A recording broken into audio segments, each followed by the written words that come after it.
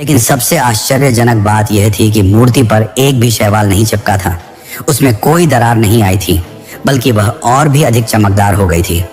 शंकराचार्य ने समझाया, यह कोई साधारण पत्थर नहीं, बल्कि स्वयं भगवान विष्णु का साक्षात स्वरूप है। शालिग्राम शिला वह दिव्य पदार्थ है जो लाखों वर्षों तक जल में रहकर भी नष्ट नहीं होता। उसी दिन से यह मूर्ति बद्रीनाथ मंदिर के गर्भगृह में स्थापित हो गई। पर क्या आप जानते हैं, आज भी यह मंदिर साल में केवल 6 महीने ही खुला रहता है और बाकी के 6 महीने बंद। हर साल अक्टूबर नवंबर के आसपास जब इस क्षेत्र में काफी ज्यादा बर्फबारी होती है, तब भक्तों की सुरक्षा को ध्यान में रखते हुए यह मंदिर 6 महीनों के लिए बंद कर दिया जाता है। क्या यह केवल एक प्राकृतिक घटना है या इसके पीछे कोई रहस्य छुपा हुआ है? शास्त्रों के अनुसार जब मंदिर को 6 महीनों के लिए बंद कर दिया जाता है, तो इस दौरान मंदिर में देवता स्वयं आकर भगवान की पूजा करते हैं। 1934 में एक ब्रिटिश फोटोग्राफर ने दावा किया था कि उसने सर्दियों में मंदिर के अंदर से दीपक की रोशनी और मंत्रोच्चारण की आवाजें सुनी थी। जब उसने इसकी जानकारी तत्कालीन राजा को दी, तो उसे सख्त चेतावनी मिली कि इस रहस्य को कभी ना उजागर करे। 2017 में एक शोध दल ने मंदिर परिसर में सेंसर लगाए, जिन्होंने रात में अनजान ध्वनि तरंगे रिकॉर्ड की, ठीक वैसी ही जैसे कोई पूजा कर रहा हो। ये सारी चीजें गवाह हैं कि इस दुनिया में ऐसी कई चीजें हैं जो विज्ञान की सीमाओं को तोड़ देती हैं, और बद्रीनाथ इसका उत्तम उदाहरण है। मंदिर के कपाट बंद होने के बाद पूजा अर्चना का काम जोशी मठ में स्थित भगवान नरसिंह के मंदिर में विशाल उत्सव मूर्ति के रूप में जारी रहता है। कपाट बंद करने की तिथि विजयादशमी के दिन घोषित की जाती है और आमतौर पर अक्षय तृतीया के दिन इसे फिर से खोला जाता है। लेकिन सबसे चौंकाने वाली बात तो यह है कि मंदिर के कपाट 6 महीनों के लिए बंद करने से पहले मंदिर के अंदर अखंड ज्योति जलाई जाती है, जो 6 महीनों तक लगातार बिना बुझे जलती रहती है। आखिर क्यों इसका तेल खत्म नहीं होता? क्यों बाती पूरी तरह नहीं जलती? यह आज भी विज्ञान के लिए चौंकाने वाली बात है, लेकिन भक्त मानते हैं कि यह भगवान की उपस्थिति का प्रमाण है, और जब मंदिर 6 महीने बंद रहता है, तब देवता इस दीपक को जलाए रखते हैं। इस ज्योति के दर्शन मात्र से श्रद्धालुओं की आस्था और भक्ति को एक नई ऊर्जा मिलती है। कहा जाता है कि जो भी भक्त सच्चे मन से इस ज्योति के दर्शन करता है, उसे मोक्ष की प्राप्ति होती है। यही कारण है कि यह बद्रीनाथ यात्रा का एक अत्यंत महत्वपूर्ण आध्यात्मिक हिस्सा माना जाता है। बद्रीनाथ धाम की रहस्यमय गाथाएं यहीं समाप्त नहीं होती। इस पवित्र भूमि के हर कोने में एक अलग चमत्कार छिपा हुआ है। ऐसा ही एक अद्भुत स्थान है वसुधारा झरना, जो बद्रीनाथ धाम से लगभग 4 किलोमीटर की दूरी पर स्थित है। यह झरना लगभग 400 फीट की ऊंचाई से गिरता है। इसका जल अत्यंत ही पवित्र होता है, जिस कारण यह जल केवल पुण्य आत्माओं पर ही गिरता है। अगर कोई पापी व्यक्ति इस झरने के पास जाता है, तो वसुधारा उल्टी बहना शुरू कर देती है। मान्यताओं के अनुसार महाभारत काल में युद्ध समाप्त होने के बाद जब पांडव स्वर्ग की यात्रा पर निकले थे, तब वे यहीं से गुजरे थे और सहदेव ने यहीं पर अपने प्राण त्याग दिए थे। बद्रीनाथ धाम में एक चमत्कारी कुंड भी है, जिसे तप्त कुंड के नाम से जाना जाता है। इस कुंड के सामने प्रकृति भी अपने नियम तोड़ देती है। चारों ओर बर्फीले पहाड़, जहां तापमान -5 डिग्री सेल्सियस तक पहुंच जाता है, लेकिन इस तप्त कुंड का तापमान हमेशा 55 डिग्री सेल्सियस ही होता है। इस कुंड का तापमान सालों से एक जैसा है, न बढ़ता है न घटता है। श्रद्धालु दूर दूर से इस कुंड के दर्शन करने आते हैं। यह कुंड बाहर से छूने पर काफी ज्यादा गर्म लगता है, पर जब भक्त इसमें स्नान करते हैं तो यह शरीर और आत्मा को तृप्त कर देता है। भक्तों का यह तक मानना है कि इस कुंड में स्नान करने से उन्हें अनेक प्रकार के रोगों से मुक्ति मिल गई। लेकिन आखिर इतने सर्द मौसम में यह कुंड इतना गर्म कैसे? विज्ञान के पास तो इसका कोई जवाब नहीं है, लेकिन धार्मिक ग्रंथों के अनुसार इसे सूर्य देव का निवास माना जाता है। एक समय जब सूर्य देव को हत्या का पाप लगा था, तब सूर्य देव ने भगवान विष्णु से इस पाप से मुक्त होने का उपाय मांगा। तब भगवान विष्णु ने उन्हें बद्रीनाथ के इस तप्त कुंड में तपस्या करने की सलाह दी, जिसके पश्चात सूर्य देव ने कई हजार वर्षों तक इस तप्त कुंड में तपस्या की, जिस कारण यह स्थान उनकी ऊर्जा से भर गया। वैसे मैंने वीडियो की शुरुआत में बताया था कि इस मंदिर में शंख नहीं बजाई जाती। क्या आपने सोचा है क्यों? भारत के सभी हिंदू मंदिरों में शंख बजाने की परंपरा है, पर यहाँ नहीं। तो इसकी कथा कुछ इस प्रकार है कि एक समय माता लक्ष्मी बद्रीनाथ धाम में तप कर रही थी और उसी दौरान श्री हरि विष्णु ने शंखचूड़ नामक एक असुर का वध किया।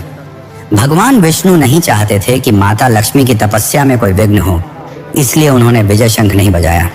तब से ही इस स्थान पर शंख न बजाने की अद्भुत प्रक्रिया चली आ रही है। एक और बात जो माता लक्ष्मी से ही जुड़ी है, जो कि काफी चौंकाने वाली है, कि क्यों यहाँ के मुख्य पुजारी स्त्री वस्त्र पहनकर मंदिर में प्रवेश करते हैं और क्या है इन पुजारियों की असली सच्चाई।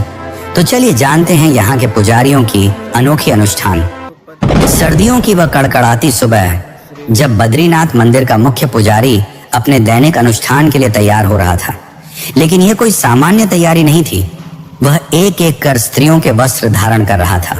गहरे लाल रंग की साड़ी, चमकदार नथ, कंगन और फिर अंत में अपने माथे पर सिंदूर की लंबी बिंदी। यह कोई मजाक नहीं, बल्कि सदियों पुरानी वह अद्भुत परंपरा थी जिसने वैज्ञानिकों को हैरान और इतिहासकारों को चकित कर रखा है। बद्रीनाथ के मुख्य पुजारी, जिन्हें रावल भी कहा जाता है, यहाँ के पुजारी वर्ष में 2 बार स्त्री वेश धारण करते हैं। इसके पीछे एक गहरी आध्यात्मिक मान्यता जुड़ी हुई है। दरअसल बद्रीनाथ मंदिर में भगवान विष्णु अपने 24 स्वरूपों में से एक नर नारायण रूप में विराजमान हैं। उनकी पूजा के साथ देवी लक्ष्मी, भगवान गणेश, कुबेर और उद्धव जी के विग्रहों की भी उपासना की जाती है। लक्ष्मी जी का मंदिर मुख्य मंदिर के बाहरी भाग में स्थित है। विजयदशमी के आसपास जब बद्रीनाथ धाम के कपाट बंद किए जाते हैं, तो देवी लक्ष्मी की मूर्ति को विशेष पूजा अर्चना के बाद मंदिर के अंदर स्थापित किया जाता है। परंपरा के अनुसार जब बसंत पंचमी के बाद मंदिर के कपाट खुलने का मुहूर्त तय किया जाता है, तब मुख्य पुजारी को स्वयं पार्वती जी का रूप धारण कर देवी लक्ष्मी को मंदिर से बाहर लाने की परंपरा निभानी होती है। यह इसलिए किया जाता है क्योंकि हिंदू परंपराओं के अनुसार किसी पुरुष को देवी को सीधे स्पर्श करने की अनुमति नहीं होती। इसलिए रावल देवी लक्ष्मी की सखी के रूप में तैयार होकर उन्हें मंदिर में पुनः स्थापित करते हैं। यहाँ के पुजारी केरल के नंबूदरी ब्राह्मण होते हैं। आप सोच रहे होंगे कि उत्तराखंड के इस मंदिर में केरल के ब्राह्मण क्यों? दरअसल इस परंपरा की शुरुआत शंकराचार्य ने की थी, जिसमें दक्षिण के पुजारी उत्तर के मंदिरों में और उत्तर के पुजारी दक्षिण में पूजा अर्चना करते हैं। उन्होंने संस्कृति और सभ्यता के आदान प्रदान के लिए ऐसा किया था, जो आज भी चली आ रही है। वैसे तो बद्रीनाथ के और भी कई चौंकाने वाले रहस्य हैं, पर सबसे ज्यादा चौंकाने वाली बात यह है कि इस मंदिर ने अपने विनाश की भविष्यवाणी पहले ही कर दी है। मंदिर के अंदर स्थित भगवान विष्णु की मूर्ति का हाथ हर 12 साल में 1 इंच टूटता जा रहा है। यह कोई सामान्य मूर्ति नहीं, बल्कि एक जीवित चेतना है जो हमें समय के अंत की चेतावनी दे रही है। 1934 में पहली बार पुजारियों ने नोटिस किया कि मूर्ति का दाहिना हाथ 1 इंच टूट गया है। हर 12 साल में यह हाथ और 1 इंच छोटा होता जा रहा है। 2024 तक यह 4 इंच टूट चुका है। हैरानी की बात तो यह है कि टूटे हुए हिस्से में से स्वर्णिम रेत निकलती है, जिसका विश्लेषण करने वाले वैज्ञानिकों ने पाया कि यह अज्ञात धातु है। कल की पुराण के अध्याय 2 श्लोक 15 में लिखा है, जब बद्रीश का हस्त भंग होगा तब कलयुग का प्रलय आरंभ होगा। पंडितों का मानना है कि जब हाथ कलाई तक टूट जाएगा तब भगवान कल की अवतार लेंगे। यहाँ तक हर बार जब मूर्ति का हाथ टूटता है तो अजीब घटनाएं होती हैं। 1999 में जिस दिन हाथ टूटा, उसी दिन पाकिस्तान में भयानक भूकंप आया। दूसरी बार 1911 में हाथ टूटने के 48 घंटे बाद जापान में सुनामी आई और तीसरी बार 2023 में टुकड़ा गिरते ही उत्तराखंड में बादल फटा। यह केवल संयोग नहीं, बल्कि चेतावनी है कलयुग के अंत की। क्या यह सच में भगवान विष्णु का अंतिम संदेश है? क्या हम उस महाप्रलय के कगार पर खड़े हैं, जब बद्रीनाथ का यह टूटा हाथ पूरी तरह से गिर जाएगा? या फिर यह कोई और दिव्य लीला है जिसे हम मनुष्य समझ नहीं पा रहे? बद्रीनाथ मंदिर की कहानी यहीं समाप्त नहीं होती। इस मंदिर का प्रसाद भी चर्चा का विषय है। बद्रीनाथ धाम में श्रद्धालुओं को दिया जाने वाला प्रसाद एक अनोखा रहस्य समेटे हुए है। इस मंदिर में तुलसी का प्रसाद वितरित किया जाता है, जो बाकी मंदिरों के प्रसाद से अलग है। बद्रीनाथ मंदिर में चढ़ाए जाने वाले तुलसी प्रसाद की सबसे बड़ी विशेषता यह है कि यह कभी खराब नहीं होता। आप इस प्रसाद को कितने भी दिन रख लें, यह न तो खराब होता है और न ही इसकी सुगंध समाप्त होती है। इस तुलसी प्रसाद को विशेष रूप से भगवान बद्रीनाथ को अर्पित करने के बाद ही भक्तों को वितरित किया जाता है। कहा जाता है कि इस प्रसाद को ग्रहण करने से शारीरिक और मानसिक शुद्धता प्राप्त होती है। वैज्ञानिक दृष्टिकोण से देखें तो तुलसी में औषधीय गुण पाए जाते हैं, जिससे यह जल्दी खराब नहीं होती। तुलसी में मौजूद एंटीबैक्टीरियल और एंटीऑक्सीडेंट गुण इसे लंबे समय तक सुरक्षित रखते हैं। लेकिन श्रद्धालु इसे केवल भगवान बद्रीनाथ की कृपा मानते हैं, जो इस प्रसाद को दिव्यता प्रदान करती है। बद्रीनाथ धाम के रहस्यों की यह यात्रा अब अपने अंतिम पड़ाव पर पहुंच चुकी है, लेकिन एक सवाल अभी भी अनुत्तरित है। क्या यह वास्तव में धरती पर वैकुंठ है, जहां तप्त कुंड का रहस्य विज्ञान को चुनौती देता है, जहां मूर्ति का टूटता हाथ कलयुग के अंत की चेतावनी दे रहा है और जहां अदृश्य शक्तियां मंदिर की रक्षा करती हैं?